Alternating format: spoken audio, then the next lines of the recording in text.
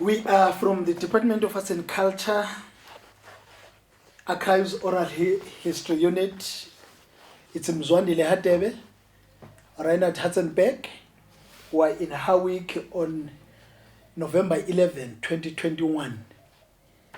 Ma'am, please just introduce yourself. I am Gille de Vlieg, otherwise known as Gogo Gille, now that I am very old. And I have been an activist in the past. And by being an activist, this led me into photography, which then led me to being a member of the Afrapix photographic collective. And I think that's really why we are here today, because it's my photographs that continue, fortunately. Now, what led you to activism?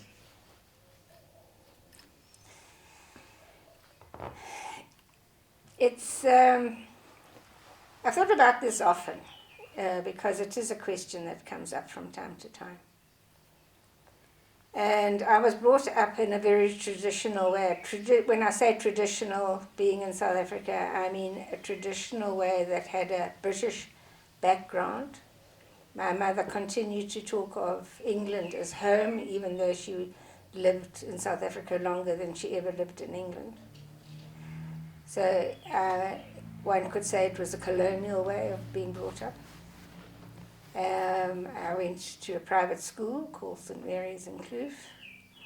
I was a teenager in the 1950s, which was an appalling time for women, because that's when all governments around the world basically were trying to get women back into the home, into the kitchen again, after having come out and worked in factories, etc., during the time of the Second World War.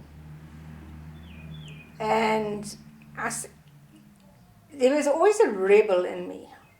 As a small child, when I lived in England, I ran away from home 3 times before I was 3.5.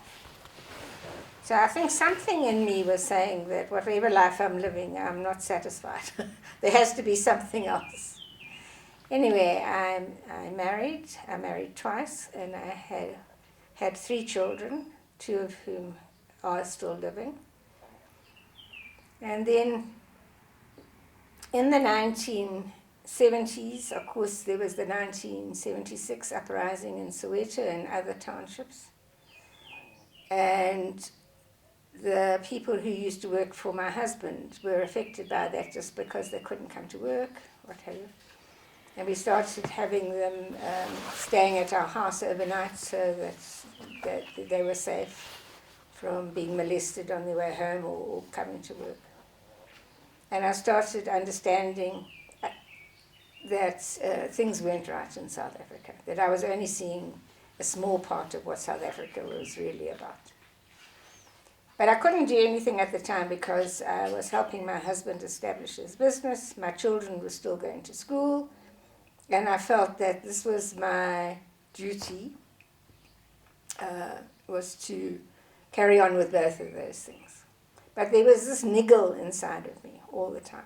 You know, I'd find myself crying sometimes about the situation, and partly because I felt so helpless that I wasn't doing anything. My husband wasn't a political person, and so it didn't really affect him too much. But when it came to time for my daughter to leave home, I felt very strongly that I needed to do something that was important to me rather than to other members of my family. And my understanding of feminism had been growing all the time as well. And I had been reading a lot of books on feminism, and really starting to ask the question over and over again, is this all there is? You know, is this my life? And then with my daughter leaving home, I started to feel I can do something now, you know. And I thought, well, okay, so, there is a beginning to this. Actually, it happened overnight. and that was, I was reading Andre Brink's Rumours of Rain. I think it was that one, or A Dry White Season, I'm not quite sure, but either of those two. And I've got them here in the bookcase. And I realized he was talking about the security police and the behavior of the security police, and I realized that he was talking about it as though it was a story, a novel, but he was really telling the truth. Not the truth as it was written as a novel, but the truth that lay underneath that story of the novel. And it upset me enormously. And I realized to myself, I said to my husband, you go to bed, I've got to sit up, I've got to make a decision. So he went off to sleep, and I sat in the lounge for quite a long time, and I just thought, you know, it's no good you being upset, because that's not going to change anything. You've got to do something. And that's the night that I decided I need to join an organization. And when I thought about what organization did I want to join, I thought I wanted to be a women's organization. And then I remembered all the times I had seen the Black Sash standing on the side of the road with placards as we drove to work. And I remember thinking how brave those women were, and how much I agreed with them. And often would reach over where my husband was driving and toot toot, you know, on the horn to show my appreciation of what they were saying. And I thought, that's the organization I'm going to join. And to my surprise, I found their number in the phone book, because I wasn't sure if they, were above ground or underground. Anyway, they were very much above ground, really. And so I phoned up their offices in what was the old Khotsa house in Johannesburg, the one that got blown up by Vlok later on. And they said, there was a very nice woman who answered the phone. Her name was Margaret Nash. And she said, I will send you a form. You have to fill in the form and apply to be a member. So a few days later, I think we still had post at that time, and the post arrived with this form, and I filled it in, and I sent it off. Maybe I faxed it. I'm not sure, we had faxes then as well. And because this was 1982. And then to my delight, I was invited to be a member. And very quickly, I was then invited to, I got to know a couple of people. We used to have welcome gatherings for new members. And I got chatting to various SASH people there. And I also started working in the Black Sash advice office in Johannesburg. Khotsa House at that time was very close to the station, Park Station. And so it was easy for people to come to the offices there when they needed help. And soon I was on the Johannesburg Regional Council, and very soon after that I was actually a regional council deputy chairperson. Because I don't know, I think they thought I was younger than they are. I later discovered that actually wasn't that much younger than the others, but anyway. So that's how I got involved with all the Black Sash things. And at that time there was a subcommittee of the Regional Council in Johannesburg that was dealing with land matters in rural areas, and we were called the Removals Committee, which was actually a bad name, but because the last thing we wanted to do was have people removed. But that then took me, first of all, to this place called Driefontein, which is now called Saul Mkhizyville, which is near Piet Retief. And my first assignment was that I had to go out there on my own to go and see what was happening in Driefontein. Now, I'd never been to Driefontein. It is about 3.5 hours from Johannesburg driving. Because the government has said they were going to send buses, and they were going to take people to Babanangu, And then another place, the Zulu, because Driefontein had people who spoke Zulu, Zulu and Siswati. So the Zulu-speaking people, they were going to be taken to Babanangu, and the Swati people were going to be taken to Kwangani, which was the homeland, so-called homeland for Swazi people. And I have photographs, not of Babanangu, but I have got photographs of the area where they were going to go to, and it's just hills with toilets. Yeah. Anyway, that was my first experience, and then I went back and I didn't find anybody, but I remember trying to get some information. Although I later see that I did take some photographs of people getting on buses, and they were these official buses that used to come, because they used to have a circle with a cross in the center, and you knew those were the buses that would remove people.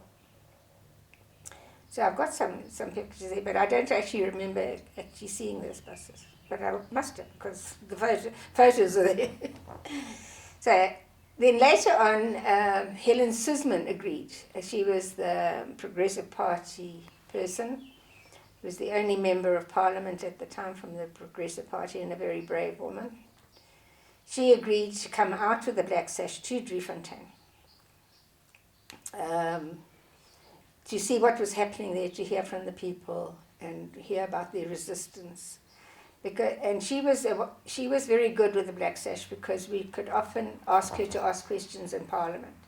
Because our big weapon was that we could try and create publicity about what was happening. We could prevent the apartheid system from hiding everything under the rug and pretending it wasn't happening. So we would speak to diplomats, and we would speak to the press, and there was the Ron Daily Mail still going at that time. So they were often the newspaper and the Star actually, used to carry these stories. So then people couldn't say, they didn't know what was happening. And that was also one of the driving things for me, because I was brought up with stories of the Second World War by my parents, because our house in Plymouth area in England had been bombed. And so my mother always had all these stories. And, after the Auschwitz and those other camps were opened up, people apparently said we didn't know. And I thought, I'm not going to allow taking photographs. Yeah. Then I also just need to say that, you can ask the question, why did a white person want to become part of a transformation of South Africa? And the other thing that was driving me was this idea of feminism and what that meant. What that meant to me. I mean, I think it can mean a whole lot of different things to different people. But I felt that for my own integrity, I needed to say, you are not doing this in my name, thank you. And I'm talking now to the Nationalist Party.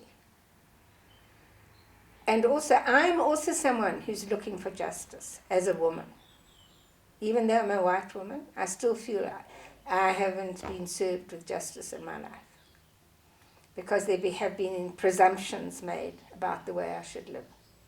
And I wasn't given choices. And so I found myself very much in support of other people saying these things. No matter that their situation was much harder than my situation. But I felt that there was some sort of parallel path that we were walking. And there's this wonderful quote, which I can send to you. And it says, if you've come to help me, you are wasting your time. But if you've come to walk beside me, then you're welcome. And I found that quote quite early. You're smiling. Why are you smiling? It's a beautiful quote. Yeah, it's an Aboriginal woman. I can give you her name. I've got it somewhere. Yeah.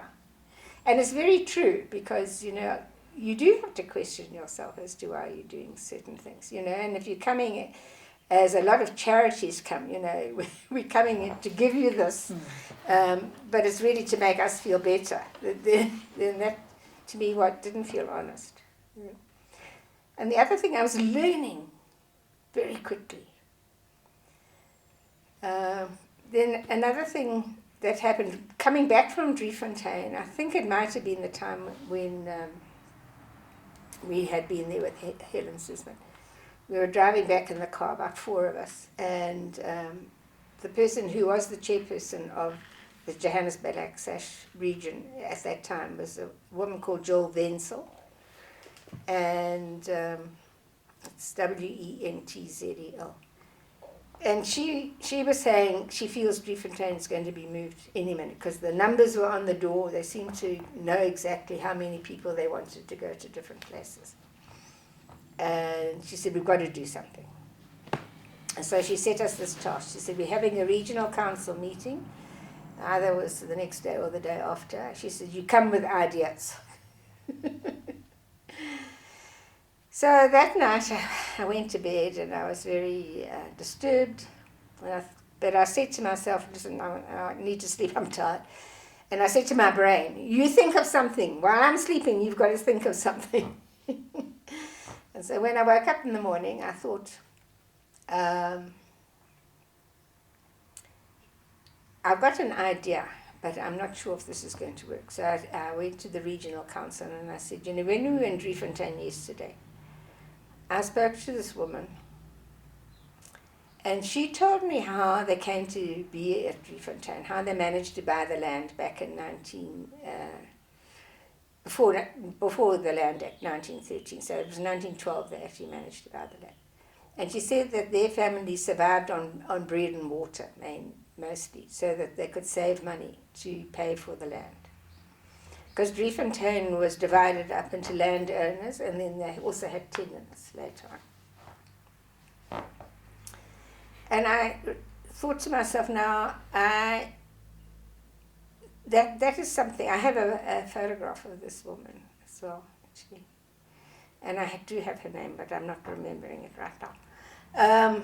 Anyway, when I got to the regional council, we had this discussion. I said, listen, I've got an idea. It's...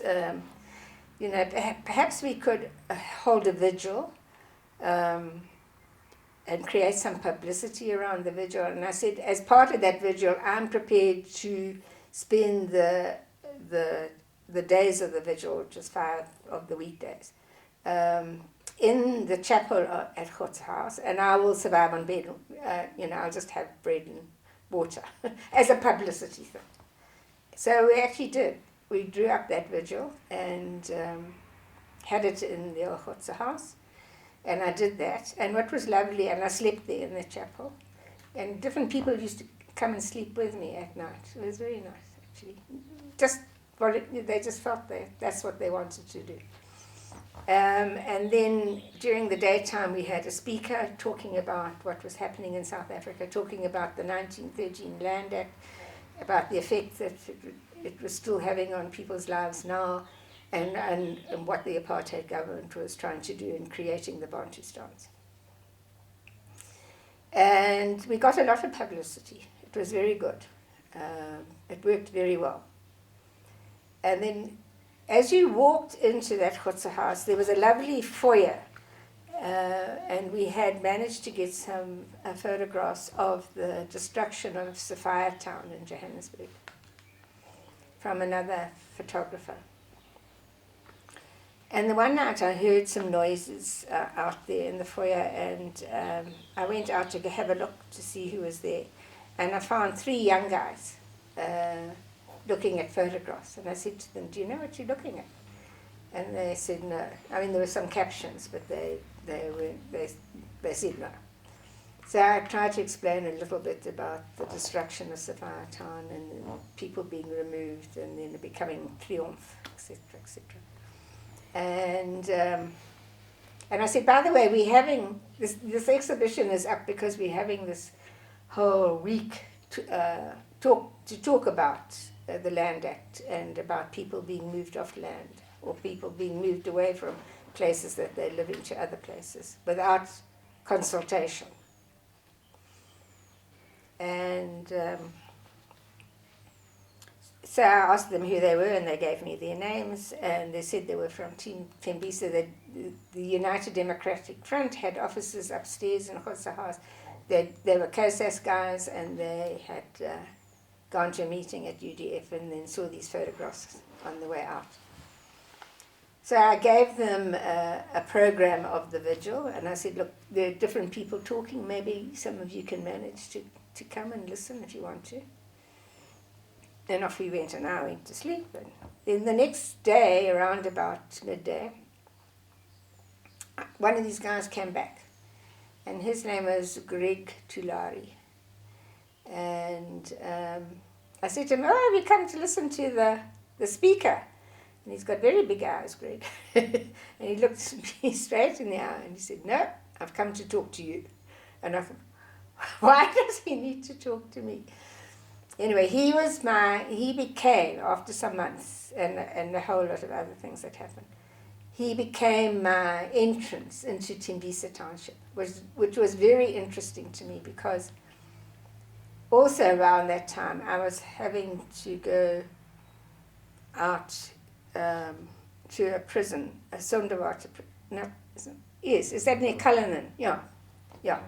Yeah, because I had looked after a young boy, and he unfortunately in his late teens had done something. He was up for attempted murder, and he'd been put into Sonderwarte, and his family weren't visiting, so I used to go and visit him. And going on the way to Sonderwarte, there you would see Tembisa in the distance, and I thought to myself, I know about Driefontein, I know about some other rural places, but I don't know anything about any townships around Johannesburg, you know. So then suddenly this young man comes into my life. And so the first time I went into Tembisa was, he used to come and visit, and we would go to Ubé Park and eat something, because it was one of the few places that blacks and white people could sit together, you know, without too much staring or questioning. And then he'd go off. And so eventually in 1984, he wanted some leaflets to go into Tembisa, and so he asked if I would help with that. And that was the first time I went into Tembisa. And he met up with some other COSAS comrades who driving around, or when I say driving, actually on bicycles. And they didn't have money for cars. And so slowly I got drawn in more and more into Tembisa as well. And it eventually got to a situation where if something was happening, like a funeral was happening, or if there was a report back meeting or something like that, people would phone me, mainly Greg's father also. He got to know me well, and he would phone and say, look, there's this, we want you to come and take photographs. Okay. So I realized I was now accepted by the comrades, particularly the younger ones. And so I had to worry about the police. Because at that time, as a white person, you were supposed to have a permit to be in a black township. So anyway, that led to a lot of different stories, many, many, many stories. But I continued having Black Sash as the basis. Then how I became a photographer was that I went out the one time with Paul Weinberg. And again, we were going to go to Driefontein, but we also went to Kwangema, which was the home of the Ngema family. And they, as I say, from that photograph that I showed you earlier, they were also being moved off the land. They were sort of adjacent to Driefontein, but quite a different type of place. As you can see, they're very rural, whereas Driefontein had become more of having fields in some places, but it was more of almost becoming a little bit of a place where people could come and settle, particularly people who were being chased off white farms at that time as well. So it was more densely populated. anyway, we were sitting, Paul and I were sitting in a field in Kwangema,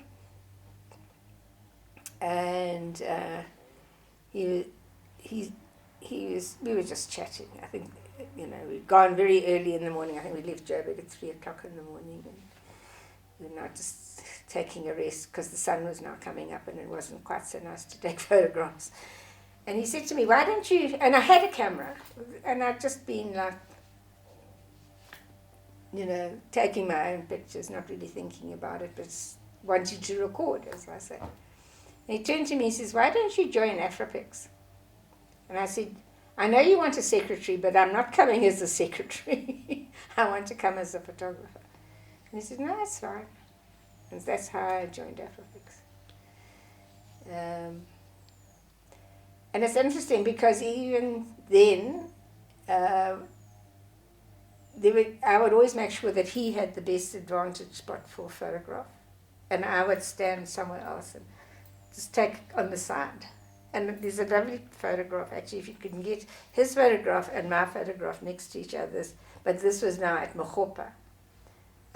He had a close-up photograph of this guy who was a farmer at Mogopa.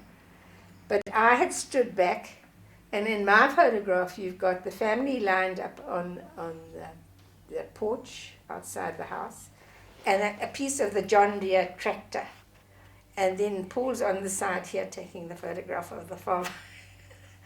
And I realized why my shot was like that. I remembered. I was making sure that he got the shot because he was the photographer and I was just recording. And actually now when I look at it, I think my photograph says more than his photograph. So it's interesting how things happen. Yeah. So that's how I got into being an activist photographer.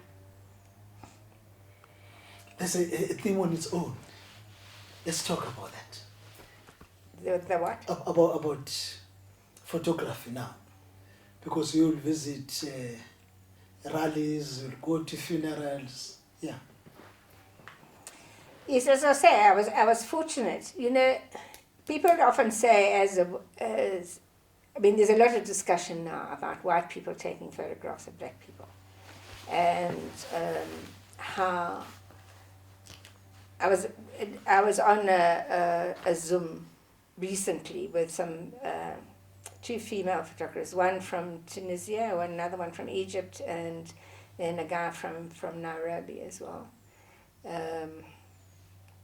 And this guy from Nairobi was asking some very pertinent questions, I thought, because he was saying, at the time of the bombing in Nairobi,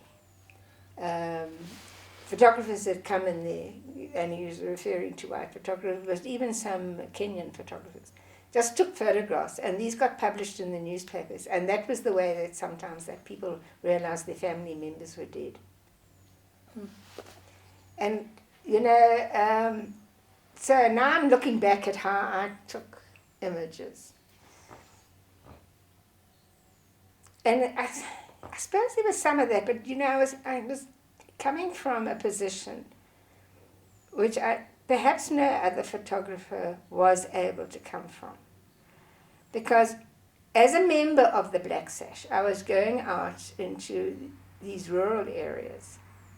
And now we had an organization that Black Sash had raised funds for, and it was called TRAC, which was the Transvaal Rural Action Committee. And they had employed field workers to go to these, because we were dealing with communities throughout the old Transvaal, which was a big area. So going from northwest, far northwest, even Zeerust, which is right on the border, through to Piet Retief, which is also right on the border, and then even north of Polokwane, where Polokwane is now. So it was big areas we were covered. And we realized as volunteers we couldn't do it. We didn't have the understanding, we didn't have the expertise. So we started employing field workers for TRAC. And the first field worker was a woman called Aninka Claessens, who is probably the land expert in South Africa, in my opinion. She's about to retire from her job now in Cape Town, and they've asked me for some photographs of her, so that's rather nice. Anyway, I digress. But when we went in, why I'm talking about being privileged, is when we went into an area, it was often because we had been invited to go in, because what the track was trying to do was to write down the history of the area, and was also trying to look at legal ways, and this is where Ninka was so clever, look at legal ways in which you could try and get around the apartheid laws. And also just to offer whatever we could to those people. So we went in as invited people, not people just going in on their own. And of course, every time there was a hotla or something like that, where people sat under a tree in a circle, and someone would do the introductions, there would be prayers, and then at the time of the introductions, I would always ask whoever was speaking to say, can you please ask people if it's all right for me to take photographs? So there was an introduction of myself to the people who were there. And so you got to be known in those various areas, not necessarily by name or anything, but they at least knew why you were there. Mm. And so that gave you a special entrance, where you felt that you had an acceptance. And so it enabled me just to wander around and take photographs. And this is particularly so in this place near Zeres called Braklacht, which I have a lot of images that are just of the village, you know, and the activities of the village. And then again with Tembisa, again I was invited in. I was seen as a comrade. I was seen as someone who had some resources. So sometimes when guys were shot, they didn't want to go to the Tembisa hospital because they knew that the police would be at the hospital. And so I would go in and maybe take them to Hillborough Hospital or whatever. Sometimes guys needed lawyers, but particularly when they were detained. So there were human rights lawyers that were working in Joburg, so you put them in touch with these people. You know, that sort of thing. And I actually took some of the COSAS guys from Tembisa. I took them to Driefontein as well, so that they could see what a rural situation was like, and that their struggle wasn't the only struggle that was happening in South Africa, that there was this rural struggle as well, you know, which was just as severe. Not as in your face, maybe, but these people were going to lose everything they had. So that was also interesting. And so I felt that, you know, I was fortunate, and there's a little story that can sort of give you an understanding of this, because when I went to funerals and when I went to rallies, there were people who recognized me. So even though I went there by myself, there were people who recognized me. And there was also one Tembisa guy who was an orphan guy who lived by whatever means he could. His grandmother looked after him, but she had no control over him. But he decided that he was going to be carrying my camera bag for me. And but he used to survive by stealing. He never stole from me, you know. He just decided this was his job. And this is how he would go about. His name was Petla. Yeah.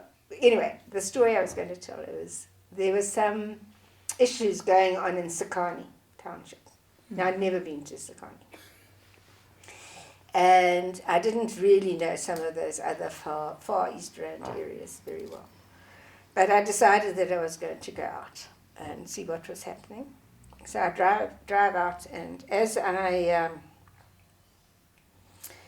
it was obviously, it was some service delivery thing actually, even at that time. And so there was always this administration office at the beginning of the townships, so that they could monitor basically what was happening.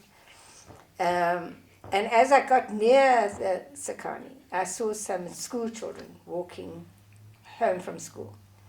So I thought, okay, let me pick them up and let me take them home. So I've got some introduction into the township. So they were a little bit nervous at first, but then they came. And I think the idea of riding in a car maybe. So then when we got to the area, they said, you can drop us off. So I dropped them off. And then I started traveling down the road. And the protest had actually taken place and people were now returning. And I caught up to them as they were going back, and there were banners, and there were people singing and all of this. And I just drove quietly sort of past them, and I thought, now what can I do now? You know, because it'd be nice maybe to take a photograph. And suddenly I hear my name being shouted out.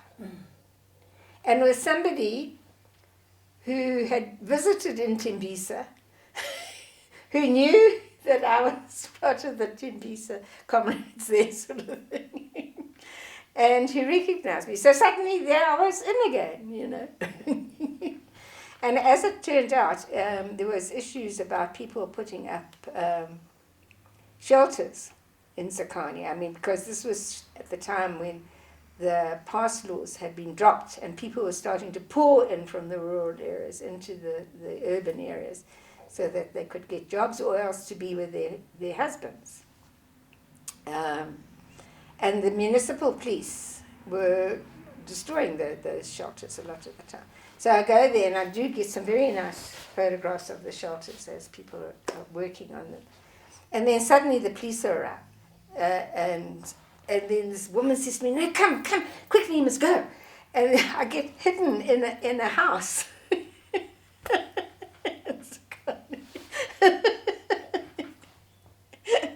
So I think I was privileged. Yeah. And I think that's also perhaps gets reflected in my photographs because people were actually asking me to take photographs of them.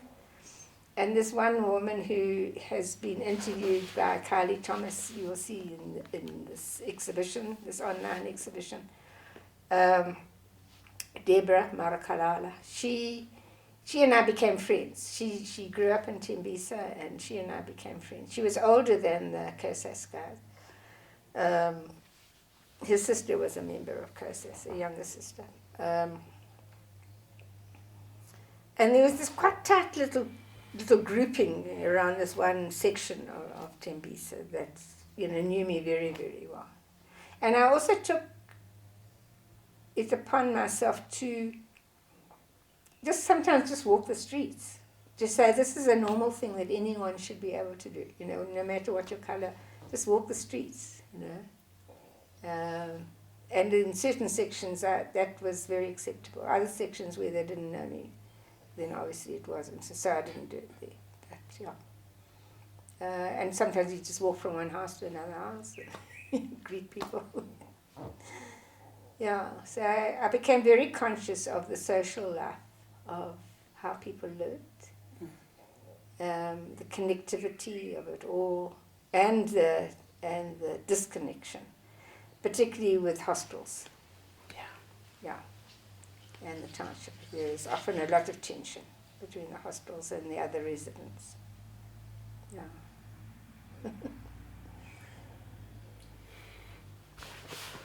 So any funeral that you could remember? Funerals, of course, became the rallies. Yeah. I remember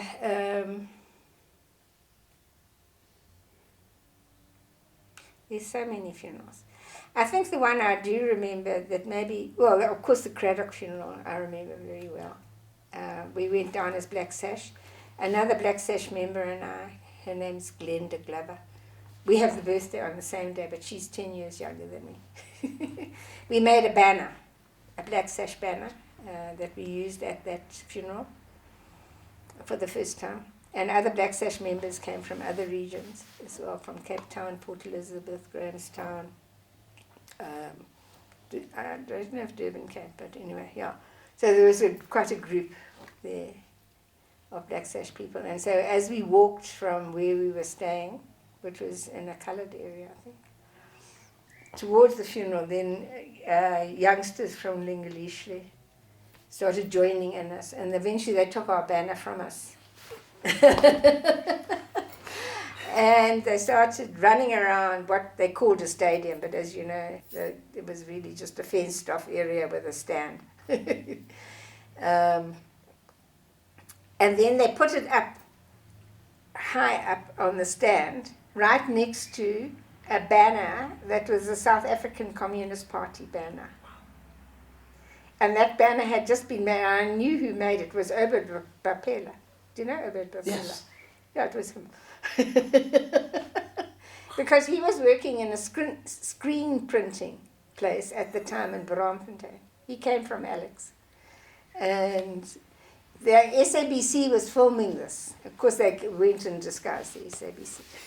And so that night, there is SACP banner, Black Sash.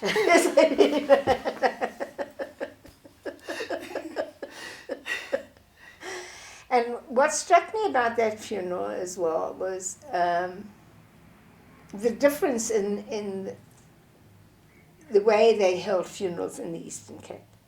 They were very militant. I mean, not to say that the area around Johannesburg wasn't militant. They were militant, but it was different style. And then they had these little, almost like wedding dresses on these little girls that used to stand next to the coffins and things. And yeah, and there was a lot of church involvement, and yeah, it was very interesting to me. And then that night,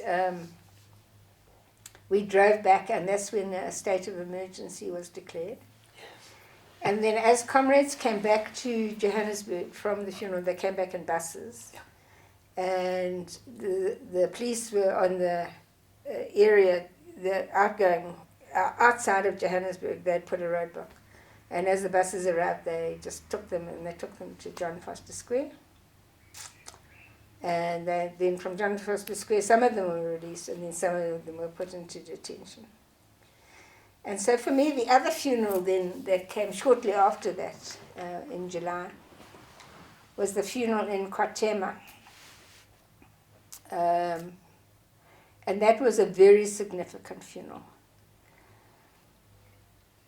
And what I remember about it, because I didn't know KwaZulu-Natal too well either. There'd been one in Duduza just before that, and the Duduza one was the COSAS members, the funeral of the COSAS members who were blown up by the hand grenades. Mm. And I actually knew one of the sister of one of the boys that had been blown up.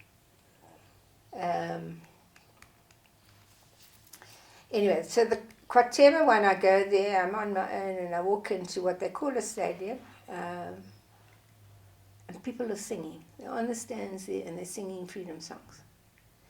Oh, I just started crying. I thought, your leaders have been taken away. They're in detention. They're on Robben Island. You are leaderless at the moment, but here you sing. Mm. You're still singing. And the world press was there around in Johannesburg at that, a lot. And so the place was packed. And all the coffins were lined up, and I thought to myself, I'm not sure. There were lots of people doing videos. I thought, I don't know am I going to find a place, to take some photographs here, because the speakers were all there in the coffins. Anyway, I eventually, there was one guy that I recognized, a video cameraman, big guy, actually. And he said, you can come in front of me. Just keep your head down under the lens. So I did that. And that's where I got my best shot ever, which was the photograph of Bishop, as he was then, Tutu, talking to the crowd. And his speech of that time was very significant as well, because it was the day after the first necklacing that ever happened, Maki Skosana. Yeah. And he spoke out and said, our struggle is better than this. He said, we don't need to do acts of violence like that. It was a very powerful speech. And there was Bishop Tutu, and I realized he's now stepped into the leadership role. And people are accepting this, because there are no other people at the moment. And maybe though, while he was a wonderful leader in all ways, and he had the humility and the understanding to step back as well when the Robben Island leaders came out. He no longer wanted to play a political role. And he went back into his spiritual leadership role. But it also, there were those that didn't necessarily accept him as a leader. And so I think that by skimming off the leadership, which was basically UDF and ZAPA, some PAC, not so much, and putting them in detention or putting them on trial and having long periods in jail, they left this vacuum for other people then to come up and say, are we the leaders now? But those leaders never had the political understanding that the previous leaders had. There were times when I'd get phoned by one of the, mainly by Greg Chilari, and saying, do you mind to come and fetch me? Because I'm hearing that they might raid where I'm staying tonight. And so some of the comrades would come and they would sleep on carpet in the lounge and that sort of thing. And the one night at my house, and the one night I heard voices about 3 o'clock in the morning, and went through, and they were sitting in a circle discussing a book, discussing what this meant and that meant. And so these were youngsters, they were still not even a matric, but they wanted to understand. They had this political understanding of what they were doing. It wasn't just a theoretical thing, or let's go out and make noise, or let's go out and loot, or let's go out and do whatever, burn down the beer halls and that sort of thing. I mean, they understood why they were burning the beer halls. It was because apartheid government was taking the wages of people even before they got home, by having these beer halls there. So there was a political understanding to what they were doing, even though it at times was violent. Yeah. So where are these folks now?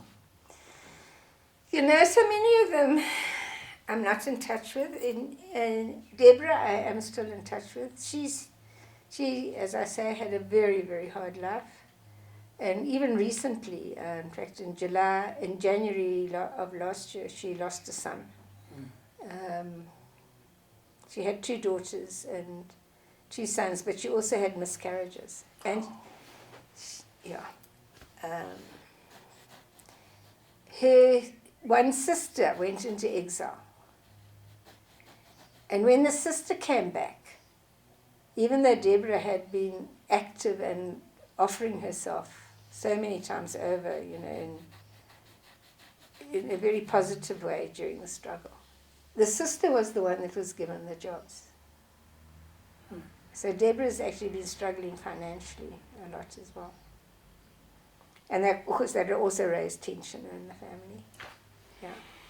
Then the guy that's in 1984, the second COSAS guy that I met in Tembisa was a guy called, I was told his name was Sandili, and everybody used to call him Sandili, but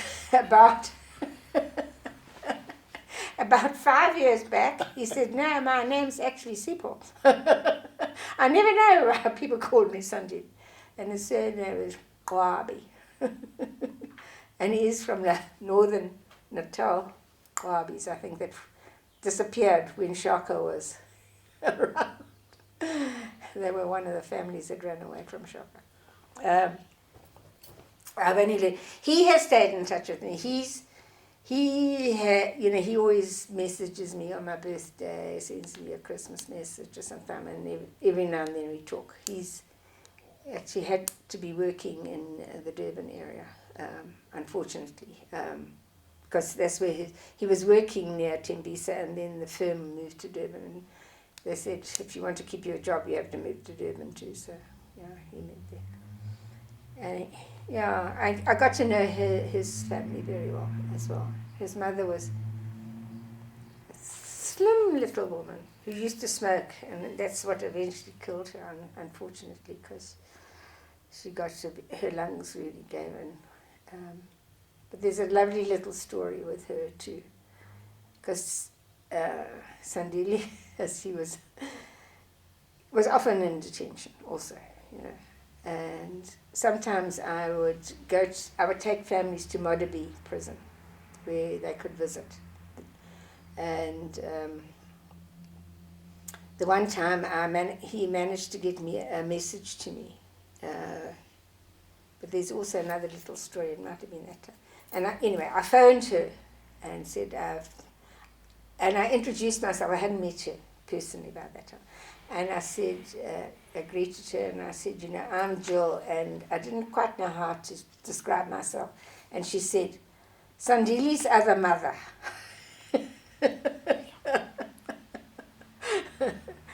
Which is really sweet. Yeah. Yeah. Come in, Reinhard. I know he wants to keep quiet, but come in. He's falling asleep, poor man. No, I'm listening. I know you're listening. Intriguingly, because I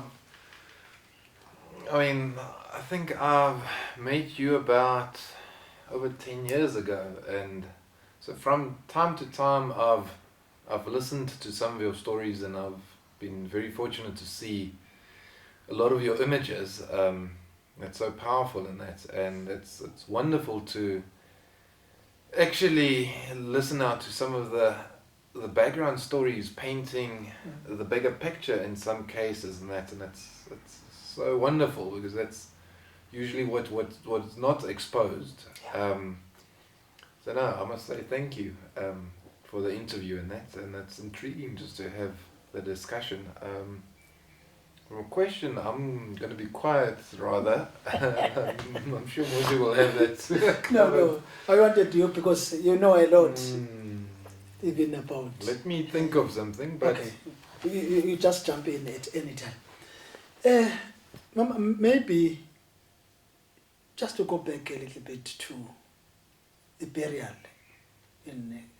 for the Craddock 4. Anything that you remember about The people crowd. that spoke there? A lot of it was in Xhosa. Yes. So I didn't always understand. I think it was more the crowd. Looking at the women sitting together on the ground. Just the feel of that funeral, you know, the deep distress that you could feel in the air, and the anger. And yet there was also this acceptance, and maybe it was because of Molly Blackburn's work in that area. Molly Blackburn and another Black Sash member who's from Cape Town called Di Bishop.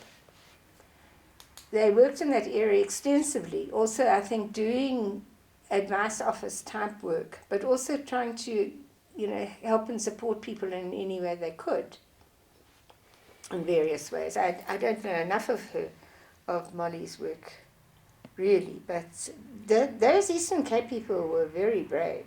All activists in the Eastern Cape, because I think the security police there was diabolical. I don't know who was in charge of the security police in that area, but the way that those security policemen behaved was not human. You know, the way they dealt with those bodies. And there was that other Xhosa guy that came from the Eastern Cape as well that they gave that poison to, thallium poison, I think, where his hair all fell out. Yeah, I think it's Sipiso. Yes, you're right. Yeah. You know, so they were people thinking in ways that were not human ways, you know. I mean, not if you wanted to call yourself a decent human. And so they weren't shy about killing off people, you know. And I think that's how Molly ended up. I mean, the car crash that happened to her was that there was a straight road. There was a vehicle that just came straight into them on the straight road. Maybe they had bribed the driver, maybe they'd fed him something, you know, saying, because he was killed too, the poor driver. You know, they wouldn't have worried about that. You know, after that funeral, Craddock 4, one of the speakers was Victoria Mxenge. Yes. I think she was killed after. Yes, she was, I think. After- Yeah, a I few never days met after. her, unfortunately. A few days after the funeral. Yeah. Look, that time, the 80s, 1985, was a crazy period.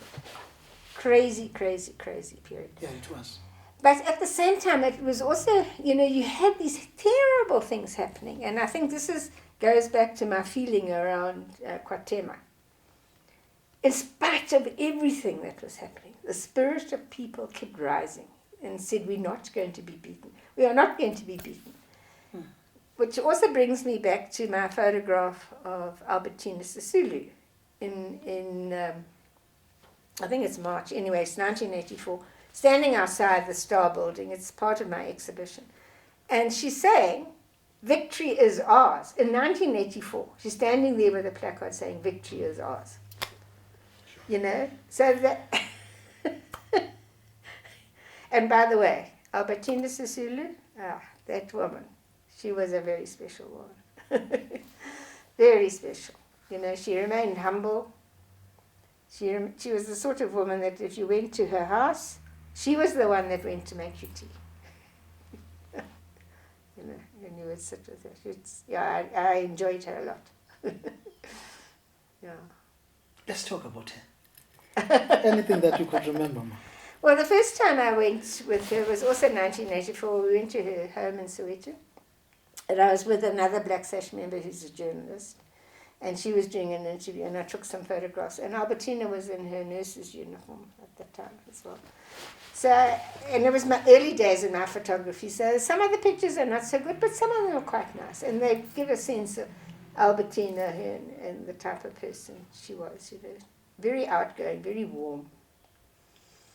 And then, and that was the time that she then said, come to the kitchen, I'm making you tea. And we sat around the kitchen table and just talked like women, women together.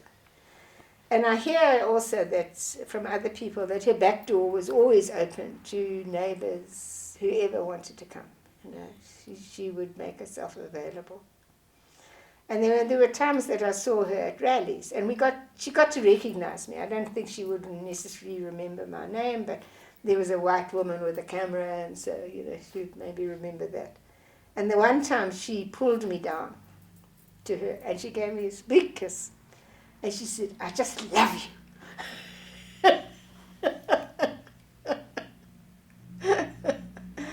And that sort of thing was just so special. Because, And I got there's this photograph of her sitting on the floor, with other women all around her and listening to what was happening and that sort of thing. So I always admired her enormously. And I think in a way she hasn't been given the credit that is due to her. I do have these photographs of her arriving after the treason trial was finished at Pietermaritzburg, when she went down to a Nelson Mandela rally there. Yeah, at, what's that place in Durban? Yeah. Curry's Fountain. Yes. Curry's Fountain, yeah. I was there then and got some photographs of her arriving after. And when you think of her, okay, so her husband's on Robben Island. And her husband that she adored very, very much. Those two, I think, were so in love all their life. She had children in exile. She had children in detention. She herself was up for treason, the only woman. She carried so much. And yet she never, as far as I know, she was never bitter. And then after she moved out of Soweto, she moved to Linden, to a house there. And at that time I was around the area, so I used to go and visit her. And there would be nobody there. The family, I think they would come weekends to see her. But she would be a woman on her own. And her memory was going. So we would have these conversations. She would say, "Would you like some tea?" And I would say, "Thank you, Mama, I've just had tea, thank you." And then we would talk a little bit more. Yes, but would you like some tea? And then I got very cross with one of her carers there the one time, because there was somebody who worked in the house, obviously looking after the house, and then she had a carer who was looking after her. And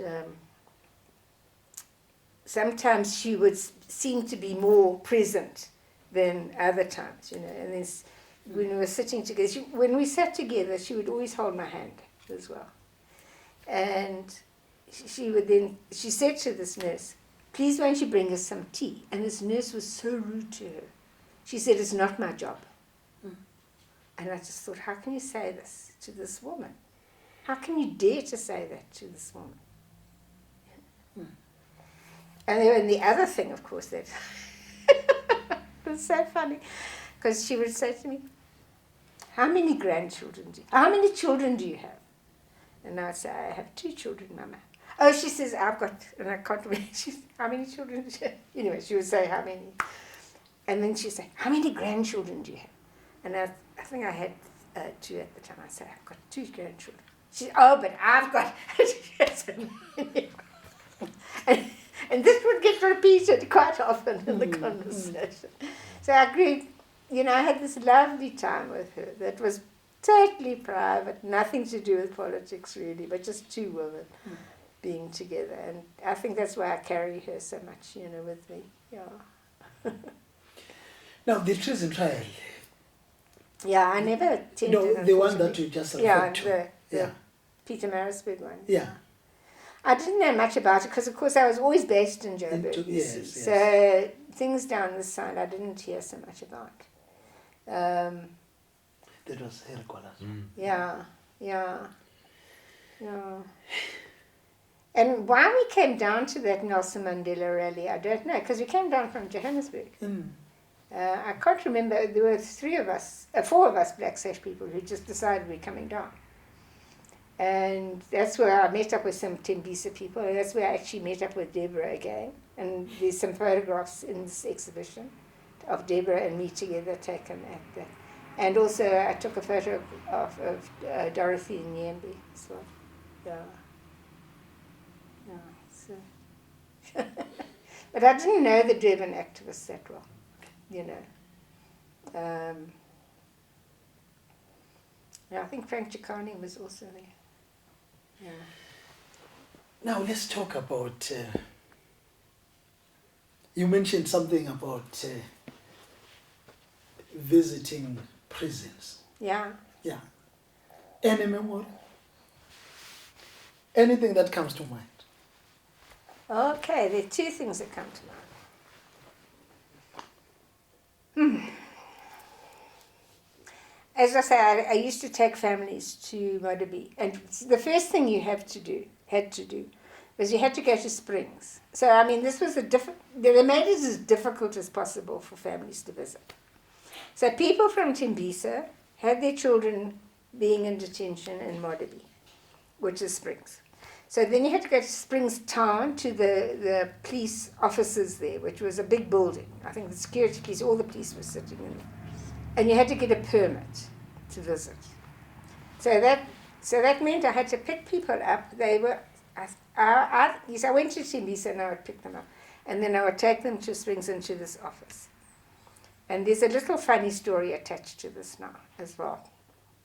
Because, of course, the police weren't interested in really helping you, so you'd have to wait a long time, and eventually families would get the permits, and meanwhile they were hungry and thirsty. And I've got a photograph of the Tulare family sitting outside, actually. But now, mentioning the Tulare family, Greg was the one that was often in detention, because he was a COSAS organizer. Mm-hmm. He was a very quiet guy, but he people were drawn to him, you know, that type of personality. So, Greg Tulare, now this is now post-94, he comes back from exile. He is working in that Springs office with the Metro Police now, today. The same office that we used to have to go and get permits from. Anyway, so I used to then take them, and then they would go into the Modibé prison, I even managed to get in sometimes to the waiting area in case I could see the comrades coming past, you know, on their way to the visiting room. And sometimes you could, and then I could just wave. But usually they tried to keep me out because they didn't like this white woman. She was very strange. And then the one time, one of those visits, the families came out and they said, this was Christmas Eve, I think it was. And the families said, we can take in tins for the prisoners, you know, as something for Christmas. Mm.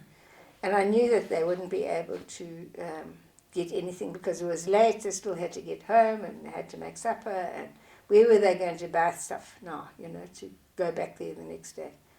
So then I went home and I raided what I had in the cupboards. And I took it there on Christmas Day and handed it in to a very surprised prison warden. And that, of course, it never got to the detainees. The police said thank you very much, or the wardens said thank you very much and ate it themselves, I imagine. But as I was leaving, I heard a sound. And I just stopped my car and I turned down the window. And there were freedom songs coming out of the windows of that prison.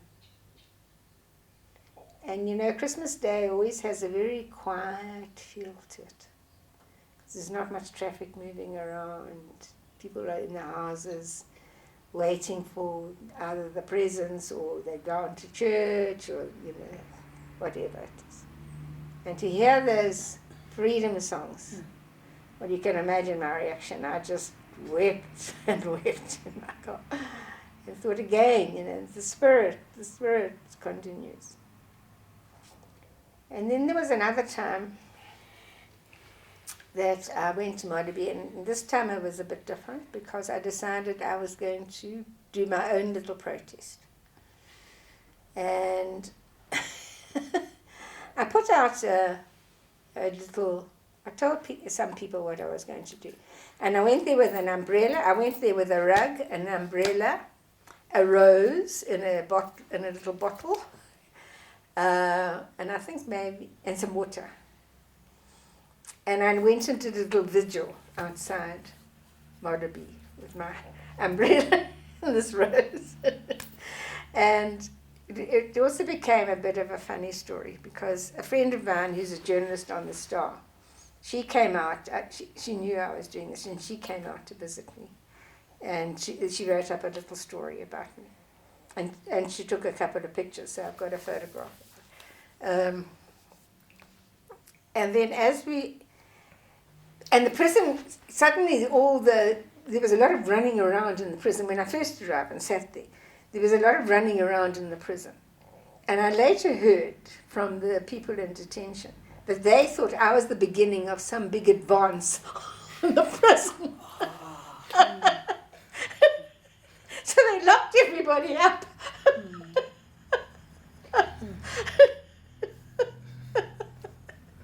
Anyway, the other funny part attached to this is while Joanne Collins is talking, a bucky draws up, and a guy gets out of it, a white guy, and he comes in and he says to me, "Is she all right?" And she says to Joanne, "Is she all right? Is she all right?" He said, "I passed her on the way going somewhere, and now I've come back and she's still here.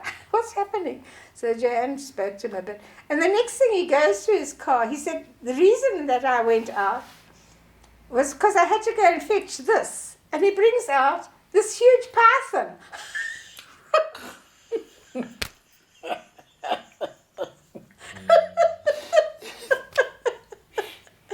But also there was another woman also earlier, before Joanne came out, stopped by the side of the road, having seen me twice, you know, and she was Afrikaans, and she spoke very sweetly in Afrikaans to me and said, "You know, are you all right? Can I get you anything?" Yeah. When I was a student, I remember a powerful image that I've seen was this photograph of Mandela speaking at the Joburg rally after him being released. And only when I think I met you or worked with some of your photographs when we were digitizing, I actually made the connection that you photographed that photograph, that quite famous one that you've got with Mandela on the podium and that. And I've always been intrigued because I've seen videos and the atmosphere in there. I mean, it must have been electrifying with him coming. Absolutely. So maybe if you can just, I mean, I've been intrigued, just maybe describing that atmosphere of his first massive rally that was taking place there and how it was, and even photographing it, just painting that picture. Of course, there had been the releases before that as well, with Andrew Mlangeni and Governor Mbeki and those folk. And I got to know Andrew Mlangeni, but I was actually at his house when he arrived at his house because I knew his wife, June. She worked at the South African Council of Churches, who were also in Khotsa House. So there had been a previous rally to almost like prepare us. And even then it was electrifying because, you know, the stadium was just packed out and people all hanging from all over everywhere. But then when Mandela's rally happened, which was February 1990, it was like full to overflowing and people were up on the lights and you know, all of that. And you could feel, I mean, that it was like electric, you know, this vibe everywhere. And just getting in was hard. It wasn't like the usual, the previous rallies you'd gone to where, you know, there was a big crowd, but there were some people in the crowd that knew you. This time it was just like everybody was there. Yeah. And I managed to go in as a press person. You had to be accredited first. I can't remember how I got accredited. But anyway, so that you were a press person. And then you did go through the tunnel and out onto the field. And we also had taken our Black Sash banner there as well. And we hung it over the edge. And so there were some other Sash people who were there sitting behind the banner with the banner hanging down. So I was in the crowd taking some of those photographs. And then just generally, people with T-shirts, people doing different things. And a lot of people, well, not a lot, some guys had also made wooden guns, you know, representative of AK-47s, etc. And then you go out into the field, and then the atmosphere is different again, because now you're surrounded by sound. And of course, there was Nzwaki Mbuli as well. And he's another feature of nearly all the funerals that I went to. You know, the people's poet, because he has this rich, deep voice, and you know, he was always somebody who managed to get the crowd responding, and you know, sort of being very unified in its purpose. But I'll go on the stage, and there's this huge stage set up, and my immediate problem was I'm so short and the stage is so high. And I didn't know what to do about this, actually. Again, you know, some photographers had come with ladders. David Goldblatt walked onto the field with a ladder, you know. But I hadn't thought to bring a ladder. And fortunately, you know, again, fortunately, knowing Andrew Langeni, he recognized me. So I was able to sort of ease my way into the front of this phalanx of photographers and get myself quite a good position. So it helped knowing some of the people on the stage as well, you know. And that's really how I got my images. And the one image, I mean, it's wonderful to have that glorious image of Mandela, but when he's doing his bigger mind, and you know, the crowd behind, just faces everywhere. But the one that's very poignant to me is the other image that I took of that time of Winnie Mandela sitting there upright with the umbrella. And then you've got Nelson and Walter Sisulu. And Nelson and Walter Sisulu have come in together to one another. They're talking to each other. And Walter has his hand on Nelson's leg. And the intimacy of those two men with the exclusion of Winnie, I think is very significant. Yeah, that's actually good, because that comes to a follow-up question I've got with that is, I mean, you've got a vast archive that I've only seen glimpses of, and I know some of it has been digitized, a lot of it is just still stuck in contact print, and that. But you being obviously the photographer, I mean, one could remember almost every photograph, or I know with me, I mean, I could recall, if you see it, every photograph. So what would be your favorite unknown photograph that hasn't been published, that was either special to you, because it doesn't always have to be the best composition photograph, but a photograph that just has got such a special meaning? The one that can't always recall that quickly, but maybe, okay, well, even things that haven't been published as well. Yeah. But just a moment. I think that one on the horse and cart one in Soweto is one of my favorites, definitely. Mm-hmm. You know, because it wasn't political. It was a photograph of a situation. And a lot of my rural photographs I love dearly. I love the one from Bracklaat. It has been of a man and his bull eyeing each other. Yeah, I love that. There's another one that isn't known, of this most beautiful woman in mourning with her baby on her back, and her husband was shot. It came about because I had gone to Driefontein, and her court case, when Saul Mkhize was shot in Driefontein, the court case of his shooting was held in Volksrust. And this woman's husband had been shot because he had been crossing a white farmer's farm, and apparently the farmer shot him and killed him because he said he was trespassing. I don't know what the story behind it is, but she is in my eyes, most beautiful woman. And she had 6 children or something to bring up from then onwards. And I only met her because of the situation with Driefontein, you know, being at Volksrust for the trial. Yeah. And then this one suddenly, you know, that rural one suddenly, I mean, I wasn't conscious of it until I started going through some of my colour slides.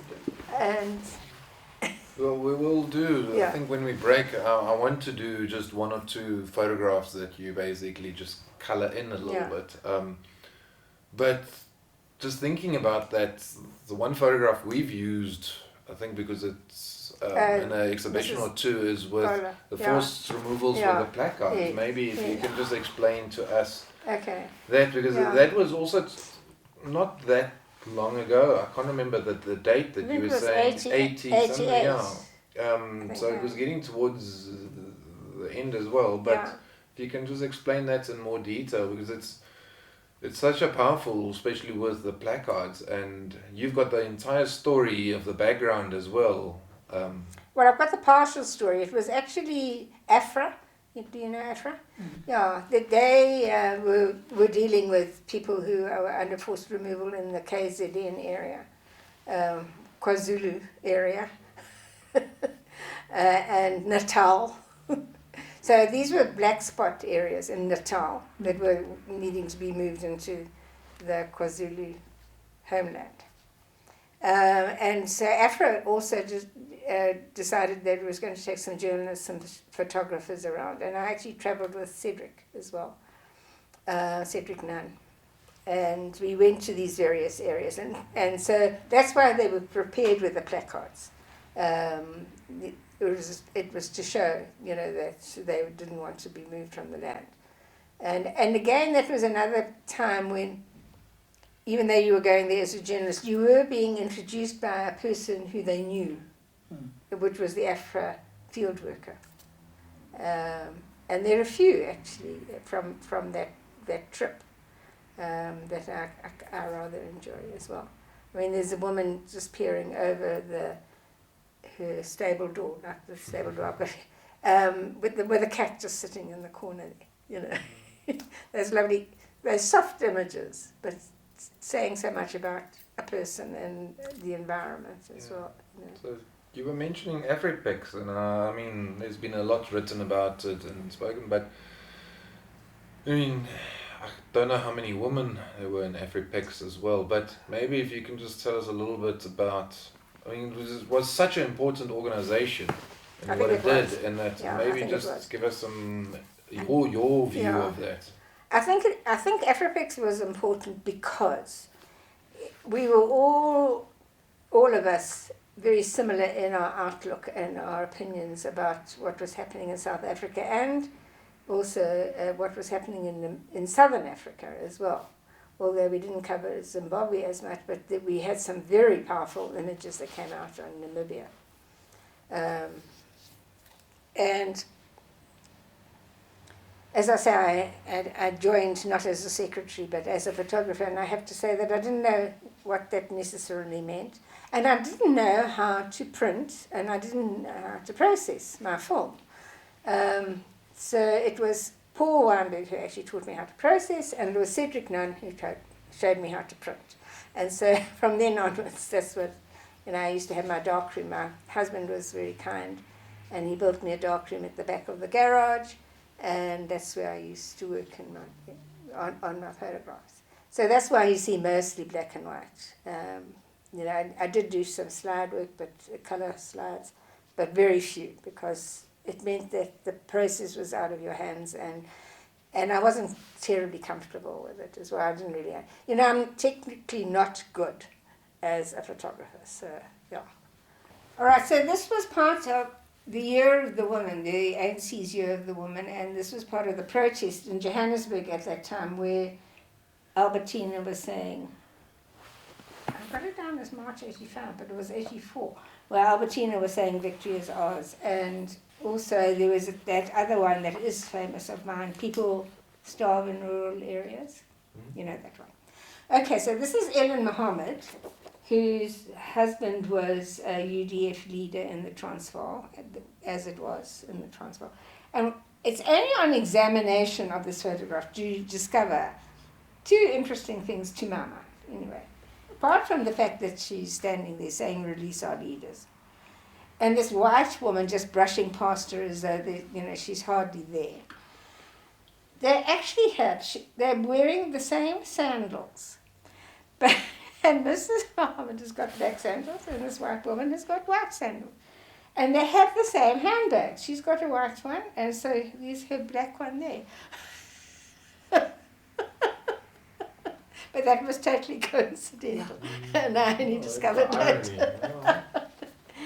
Then this is another one of my Kwangema images that I love. And this is also not very well known. Of a gogo supervisor, or a mother maybe, supervising the milking.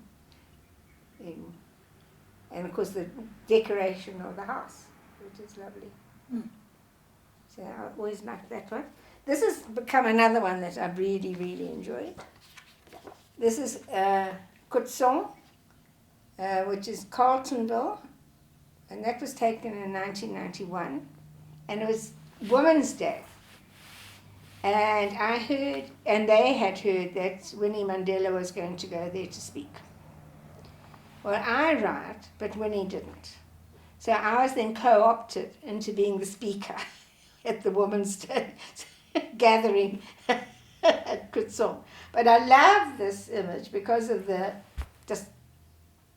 banner, and then a nation isn't free unless the women are free. I think it's really powerful. But again, it's like walking behind people, and I've been asked recently, there's my friend here who lives here, has a son-in-law who's an excellent photographer, and he does the most impeccable images. And yet there's something about his images and some other very well-known photographers' images that just don't sit well with me.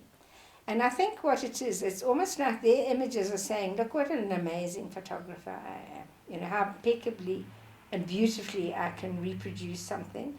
And they are beautiful. But there's something cold about them. and I hope I'm not being terribly arrogant when I say this. My images came to me. I didn't construct my images. They happened along the way. Because I was part of something. And I think this is one very nice example of that. Yeah. But you've always photographed it from inside.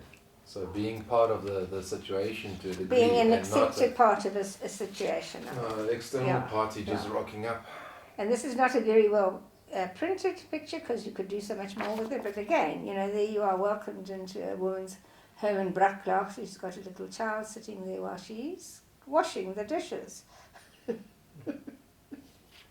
In this exhibition, I have mainly women, but I mean, there's so many other women images that I would love to be part of it as well. Now, this is quite an interesting one because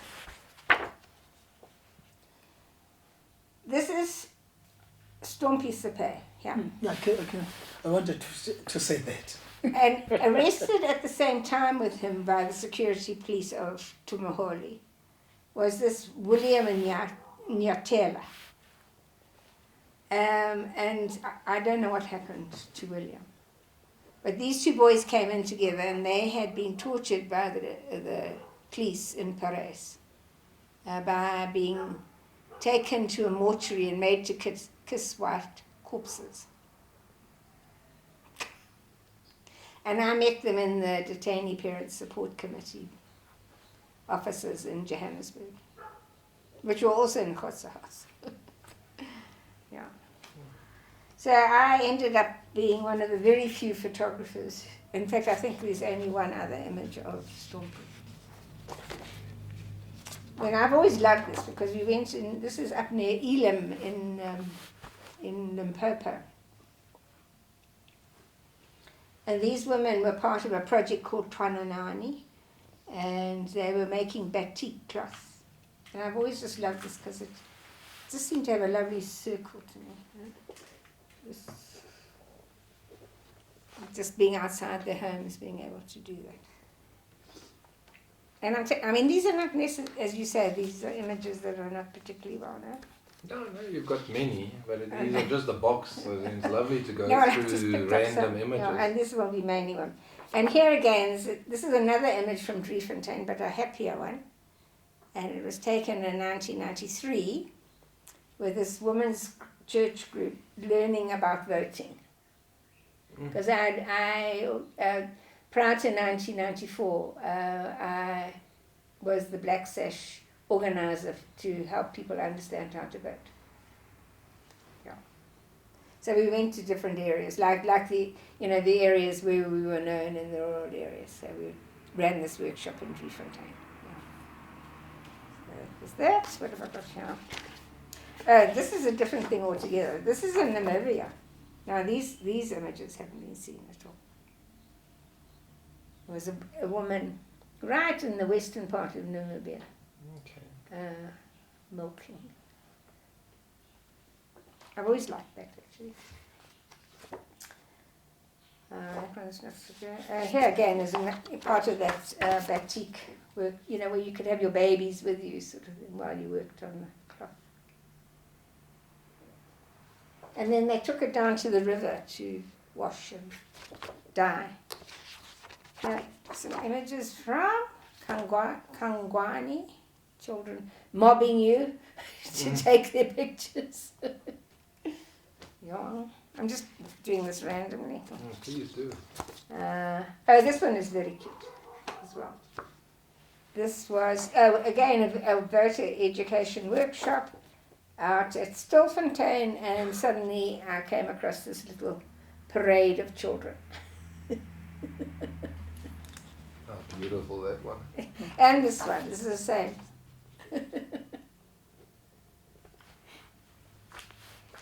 And here, I mean, as I say, these are not very well printed sometimes, but after the feast, the women having to wash the pots. And this was a feast at a place called Matopistad in Boons area of Northwest now, where they were also under forced removal, but they were reprieved for some reason quite early.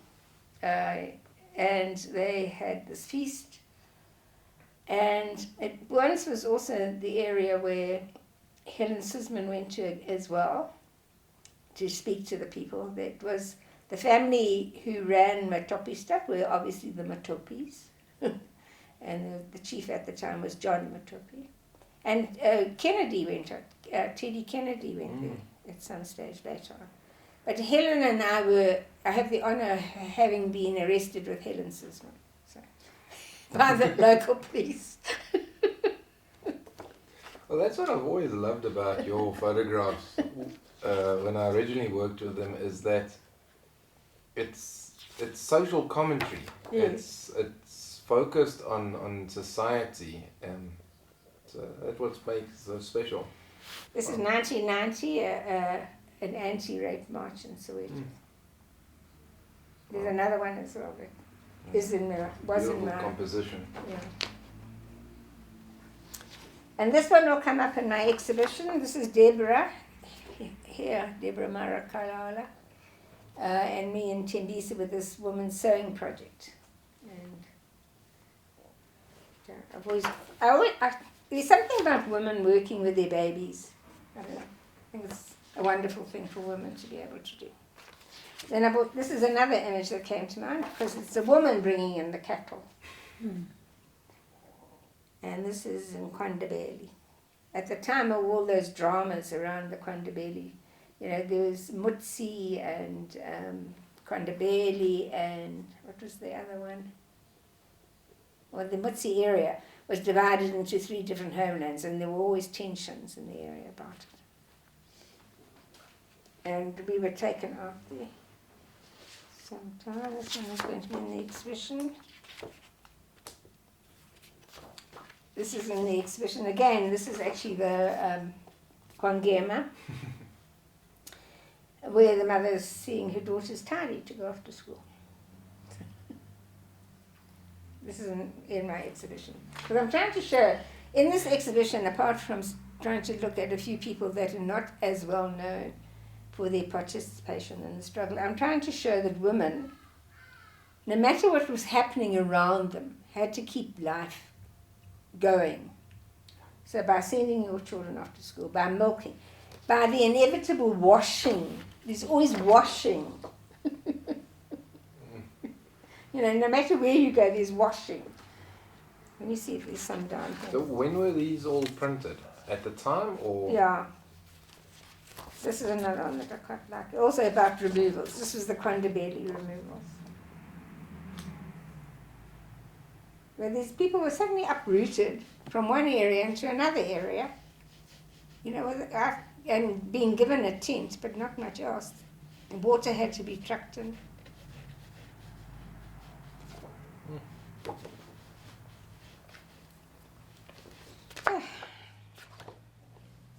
This one isn't well known at all, but Anglo-American actually used it. A woman potter in Limpopo area. And where they go and fire their pots outside, and make straw, and they make a pit, and then they put the straw in and fire their pots. One of them around here. Thank you.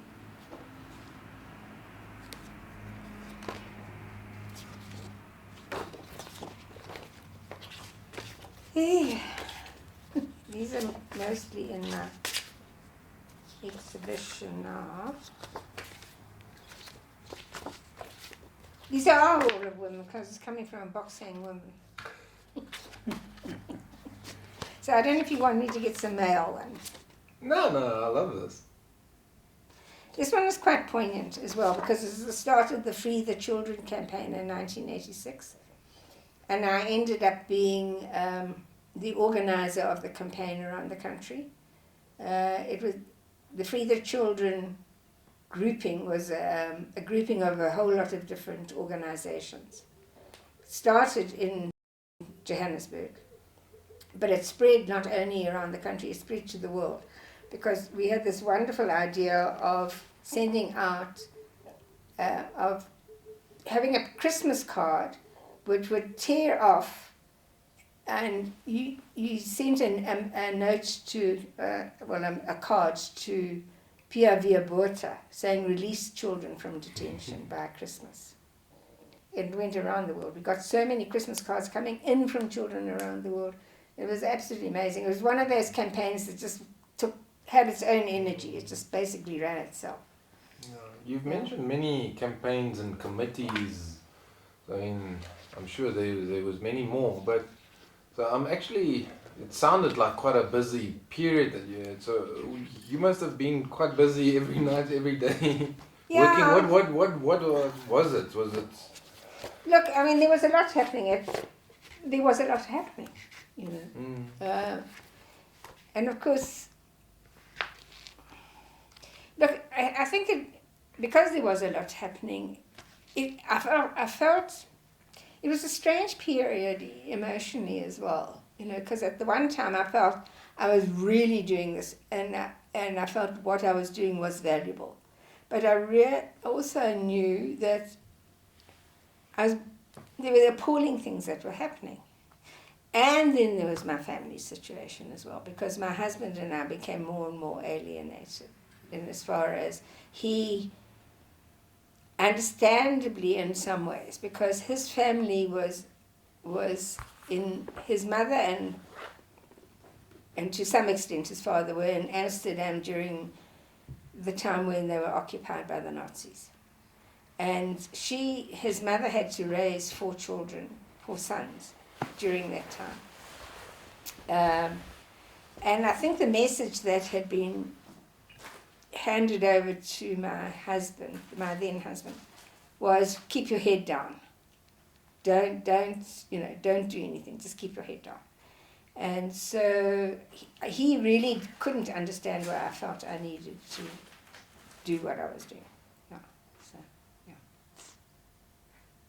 And equipment, I mean, it's not just a trivial question and that, but I mean, it's never been, I know you said you weren't technical or anything, but I'm not technical or anything. But with, I mean, the manual cameras that even I've used, I mean, I used to love my old man. It was part of you to a degree.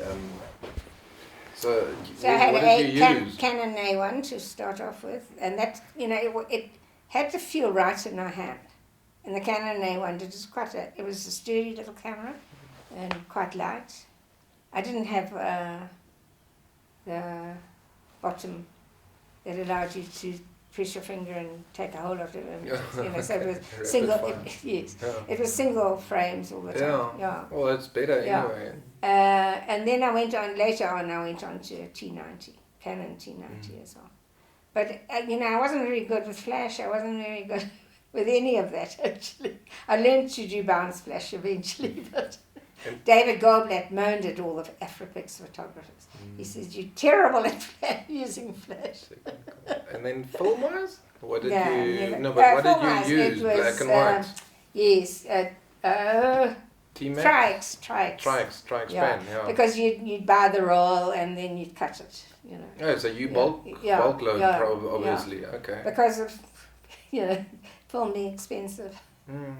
Try and also, the other thing was what was available in South Africa too, because a lot of those American companies and European companies were pulling their stuff out of South Africa as part of the boycott, economic boycott.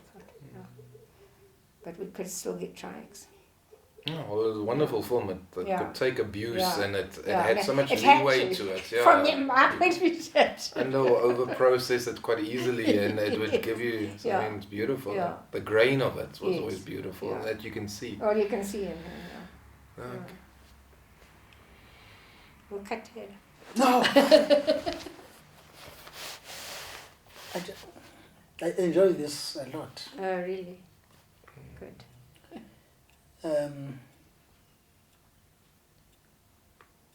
Maybe away from this. Did you attend the Chris Hannis memorial service? But I didn't stay long. Okay. It was too painful for me. Yeah. Being Black Sash gave you an entry into a whole lot of different things, and after the Robben Island releases, there was a very broad-based coalition that was created. I'm trying to think of what the name was. They still use it every now and then now.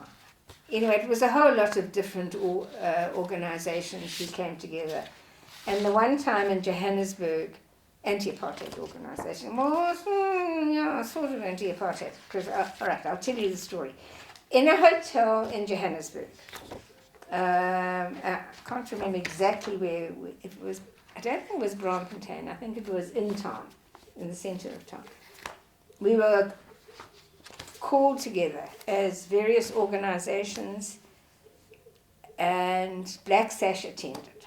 Now, Black Sash is, being white women, we are time conscious, and, well, most of us were time conscious. And we arrived early, and we were sitting quietly, waiting for proceedings to start. I mean, we arrived on time, but of course, there's time is different. So we were waiting. And two men walk in. One is very large, and one is rather slim, and I look at him and I realize the slim one is Chris Hani. Anyway, they see these, I think there were three of us, white women, and Chris decides to come and sit next to me. And with him was our Minister of Defence. Just remind me of his name. Joe Modise. Joe Modise. And I'm afraid I took one look at Joe Modise and thought, this man's not for me. Anyway, I had met his sister when she had come out of jail. And she was a very slim, rather beautiful looking woman there. I took a couple of pictures of her. Anyway, Chris Hani and I got chatting. And I found him an extremely interesting man to talk to. And he had this wonderful ability of listening to you. And I started attacking him because at that time the big question was, how do we get all the freedom fighters into the South African Defence Force? And he was very much part of that. And I said, you're asking the wrong question. You need to be asking, why do we need an army?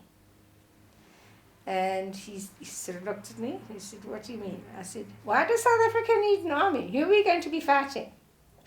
And he thought about it and looked at it.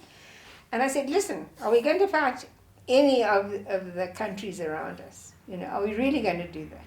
It wasn't the vision to actually be part of a Southern African coalition, which of course has never happened, but that was a vision of some people.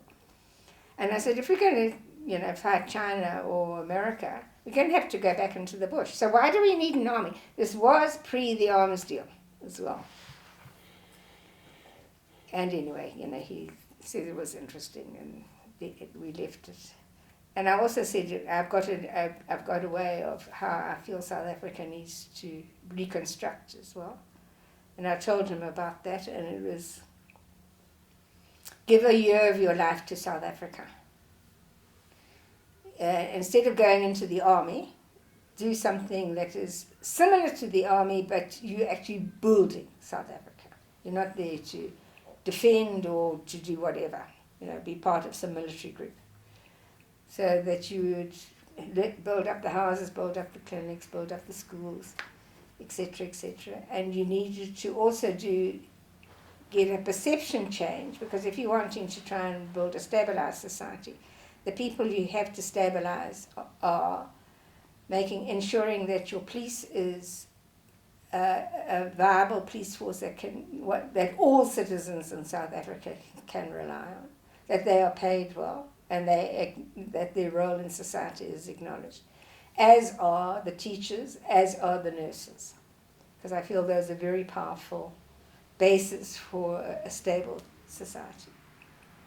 So anyway, then Mandela arrived and the whole proceeding went on, and then Chris was killed, assassinated. So that, but I saw an interview on the SABC of Chris Hani, obviously prior to his assassination, where he was talking again about the army being, and the freedom fighters, being integrated, etc. And then he suddenly said, on the other hand, and he came out with some of my arguments. And I thought, we've lost such an incredible man. Yeah. For him to be able to even remember what I said, for him to be willing to listen to an middle-aged, older white woman and to take it forward slightly. I mean, whatever. What a man we've lost. Yeah. So to go to his funeral, I couldn't do it. I went. I took a few photographs. Some Sash people went. Some other women that I knew went, and I took a few photographs of them. But the mood was also different. The mood was very angry. Yeah. There was not much acceptance of white people there. Yeah. And I just felt I can't stay.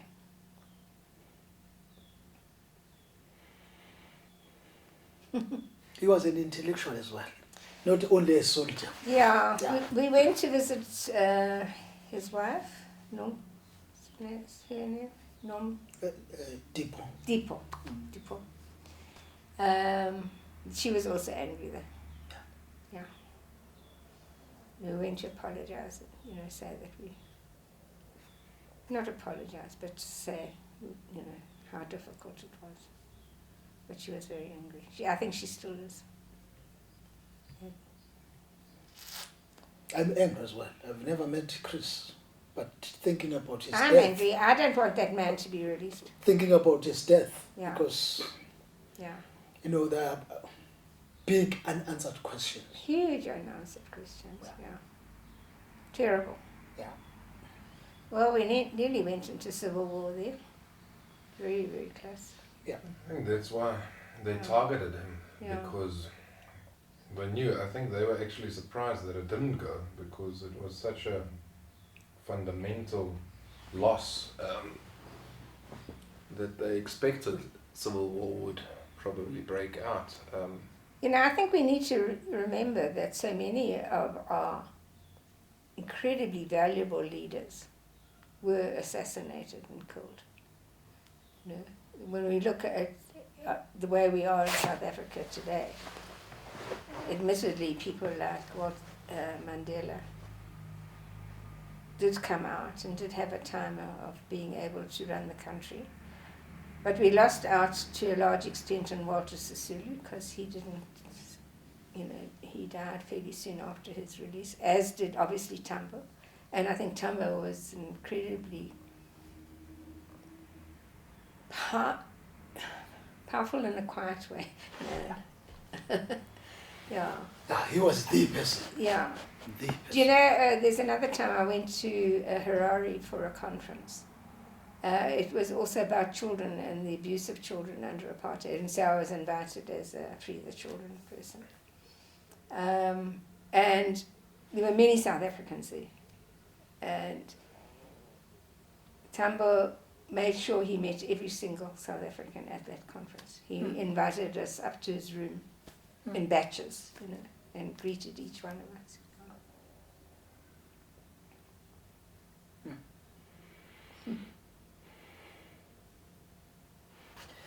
I'm not sure.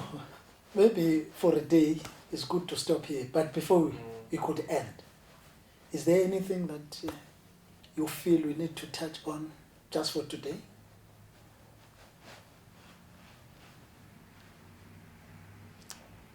I think I've covered a lot, but it's a little bit here and there, it's all as well. So there are gaps in between. I'm thankful that you have come to take down this interview, not for my sake, but as Reinhardt keeps saying, for the people who come after, because that's why I took the photographs.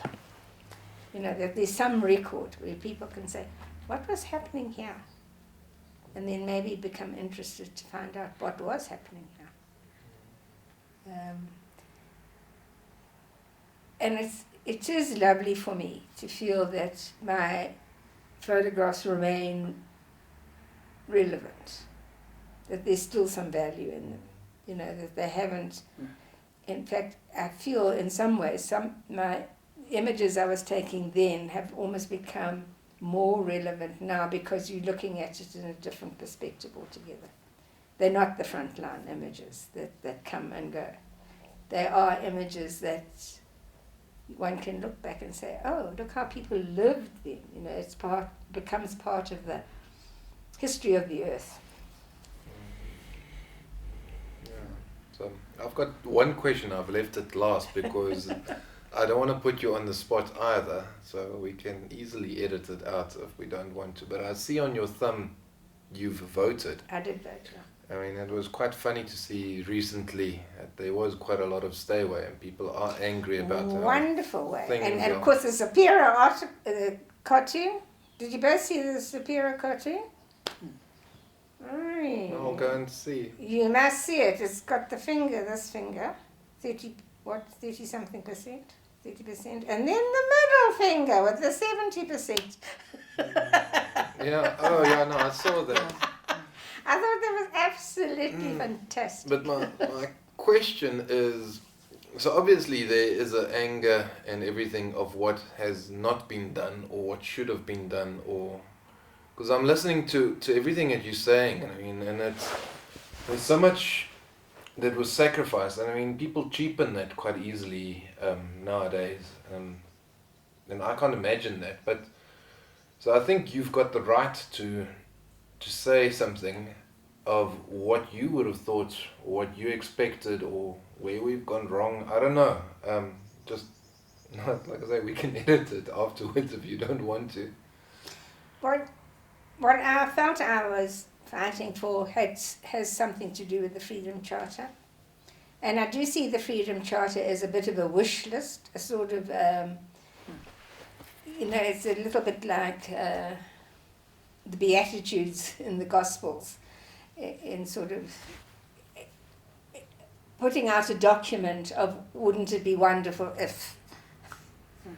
And I think it's that negation of the aspirations of that Freedom Charter, where it was not necessarily a workable charter. You know, maybe you couldn't put all of it. It wasn't necessarily practical, but that's the spirit of what it was saying needed to be continued, so that everything that people in power did was to the benefit of all South Africans, particularly those who are the poorest of the poor and have the least ability to get out of the ruts that they are in. Because all you need to do, and this is why I'm a very strong supporter of the basic income grant, by the way. You know, I feel it's essential that people be given an opportunity to take their lives forward with just a little help. And a Black Sash, actually, Sheena Duncan in the Black Sash was one of the first people to talk about a basic income grant. And she spoke to the unions in Johannesburg at the time, or to COSATU anyway, who were in agreement. You know, just so that people in poverty-stricken areas had a little bit of money to be able to get an ID, for instance, you know, because there were all the dramas around getting IDs. And yeah, so I just feel, you know, how can you not want the good of the whole?